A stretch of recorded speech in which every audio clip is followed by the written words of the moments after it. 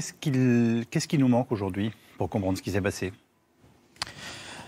Les frères Kouachi ont été repérés en 2004-2005 par les renseignements généraux de la préfecture de police de Paris comme faisant partie d'une cellule qu'on a appelée la cellule des buts de Chaumont.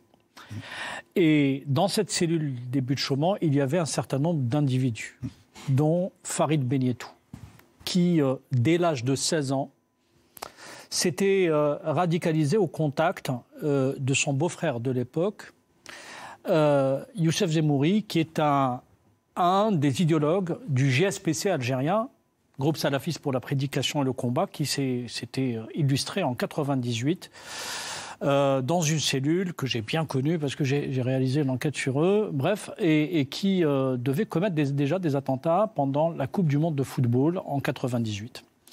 Donc cet individu, je dirais, baigné dans un microcosme salafiste djihadiste. C'est lui, et je dirais même lui ne s'en cache plus, qui a endoctriné quasiment un certain nombre de petites frappes, petits délinquants qui étaient autour de lui dans le quartier, dont les frères Kouachi, pour lesquels il a été un mentor. Donc ça, c'est l'individu 1. Parmi les gens qu'il a endoctrinés, il y a un autre individu qui s'appelle Peter Chérif, qui était une petite frappe locale du 19e et qui a progressivement gagné en épaisseur, qui est devenu un petit idéologue lui aussi, qui est parti et qu'on a retrouvé finalement, je dirais qu'on a retrouvé sa trace au Yémen, et après du Yémen, il a été en Afrique et de là il a été, je dirais, arrêté et récupéré. Même ceux qui ne sont pas spécialistes ont entendu ces noms depuis des années. Oui, mais voilà, c'est pourquoi je vous en parle, pour parler du continuum idéologique. C'est-à-dire, on a, et évidemment, le troisième personnage, qui est un personnage central, qui est aussi très présent dans le dossier, dont son nombre a été évoqué, c'est Jamel Begal. Jamel Begal avait été arrêté membre d'Al-Qaïda parce qu'il comptait, ou il escomptait, faire un attentat contre l'ambassade des États-Unis à Paris. Et dans le lot, il y a un nom qui surgit, qui ne dit pas grand-chose pour les plus jeunes, Smaïna Itali Belkacem, qui avait été l'artificier de la campagne d'attentats en 1995 à Paris, petit émir du GIA venu d'Algérie spécialement pour commettre ces attentats à l'époque. Donc on est quand même dans une logique, dans une atmosphère.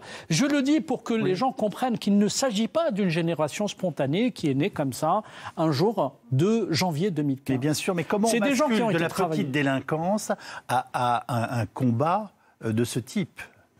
Et avec les conséquences parce que ça génère. C'est une génération, je parle notamment de ceux qui ont été, je dirais, travaillés notamment après les attentats du 11 septembre 2001, c'est-à-dire toute cette génération endoctrinée dans les années 2000 et ensuite 2010, c'est des gens pour lesquels des idéologues ont analysé, si vous voulez, la délinquance, et y compris la grande délinquance. L'un des éléments qu'on peut retrouver aujourd'hui dans plusieurs dossiers, contrairement à des profils qu'on avait dans les années 80-90, où les types étaient de vrais islamistes, avec une formation d'islamistes et parfois avec une formation universitaire à côté assez solide, aujourd'hui, on a des délinquants à 95% impactés à la marge par une idéologie islamiste de bas étage, c'est-à-dire très, très primaire. Ils ont des convictions ou pas? C'est ça ma question. Pour certains, pour en arriver à de tels actes. Pour arriver jusqu'à donner sa vie pour la cause, si j'ose dire, et aller dans cette folie meurtrière parce qu'attention, c'est une logique de destruction et d'autodestruction. Oui, bien sûr. Donc pour aller dans ce cheminement, pour finir comme les frères Kouachi ou comme Koulibaly, ou même pour finir avec Perpète, attention, Perpète aussi, c'est pas très drôle. Je ne pense pas que quelqu'un se réveille un matin en disant tiens, c'est sympa de passer toute une partie de sa vie en prison. Et donc, d'une certaine façon, c'est des gens, je reprends l'expression, et je terminerai par ça, l'expression islamiste. C'est des gens qui ont divorcé d'avec la vie d'ici-bas. Voilà leur expression exacte. Ils disent « nous divorçons d'avec la vie d'ici-bas ». Ça veut dire qu'on peut mourir, on peut aller en prison, on peut prendre perpète, on peut être blessé, on peut tout subir. On a arrêté de vivre pour rentrer dans une sorte de monde parallèle qui est totalement acquis à la cause. Et c'est exactement le cheminement des Kouachi, des Koulibaly et de leurs... C'est pas tout à fait ce que moi tristement, je trouve que c'est pas tout à fait ce que la vérité judiciaire rendue hier Alors, pardon, nous dit. attention, je parle pas de votre client. Même pour les Kouachi, c'est intéressant ce que le vous ramener avez aujourd'hui. dit, c'est que c'est un énorme trou dans la vérité judiciaire. Oui. C'est pas du tout abordé. Ça, pas abordé. je me permets juste de dire que là, en l'occurrence, c'est une vérité journalistique et d'enquêteurs sur le sujet, mais c'est pas la vérité judiciaire. Aujourd'hui, il n'y a rien judiciairement qui permet de corroborer ce que vous êtes en train de dire. C'est pour ça qu'on fait la différence rien entre la vérité n'a judiciaire été dit et n'a été fait dans cette enquête et n'a réussi à être fait dans cette enquête concernant l'embrigadement des Kouachi, l'embrigadement de Koulibaly. On ne sait pas. Et c'est... Parce que si tel était le cas, j'allais vous dire, ce serait du coup beaucoup plus grave. Mais bien sûr. Nous sommes d'accord. Mais bien évidemment. Et c'est quelque part, je ne sais pas ce que j'en pense. J'ai besoin de prendre du recul par rapport à ça. Moi, j'ai le sentiment que la justice avait besoin d'avoir des vivants dans les box et que dès 2015, on s'est davantage orienté en se rendant compte que ça serait très compliqué, justement, d'avoir une vérité judiciaire pour ces morts-là et pour l'embrigadement des frères Kouachi et de Koulibaly, et que c'était davantage spectaculaire d'avoir les personnes qui les ont armés, qui les auraient aidés, et qu'on a essayé d'en faire à ce moment-là des terroristes, et que finalement ça s'est effondré avec le verdict. Réaction rapide de Laurent Valdiguier, on découvre notre troisième reportage. Ça fait partie des paradoxes. Quand on les voit, ils sont là, c'est des trains de savate de banlieue. C'est des petits trafiquants. Ils vendent des voitures, ils font des petites escroqueries minables, ils vendent un peu de shit, un peu de drogue.